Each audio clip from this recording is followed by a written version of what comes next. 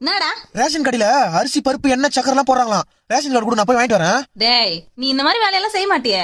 அது இந்த வருஷத்துல இருந்து நான் பொறுப்பா மாட்டேன். அப்பதான் சில காரியங்களை சிறப்பா செய்ய முடியும். அப்படியா? இப்பதான்டா உன்னை என் புள்ளன்னு சொல்லிக்கிறதுக்கு எனக்கு பெருமையா இருக்குது. உங்க வயித்துல பிறந்ததுக்கு நான் தான் பெருமை பண்ணோம். சரிடா, இந்தா போய் வாங்கிட்டு வா.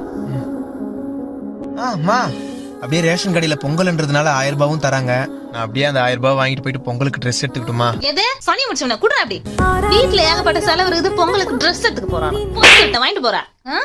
மா அன்போ அடியோ என்கிட்ட கொடுக்கும்போது கொஞ்சம் யோசிச்சு கொடுக்கணும். ஏன்னா நீ எதை கொடுத்தாலும் அதை நான் ட்ரிபிளா திருப்பி கொடுப்பேன். என்ன பத்தி தெரியாதுல உனக்கு? ரேஷன் கார்டு கொடுப்பியா கொடுக்க மாட்டியா நீ? இந்தா இப்படியாவது போ. உங்க அப்பாக்கும் பொறுப்பு இல்ல, உனக்கும் பொறுப்பு இல்ல. குடும்பம்னா குறை இருக்கும் தான், ஆனா நமக்குன்னு இருக்கிறது ஒரே ஒரு குடும்பம் தான். டேய்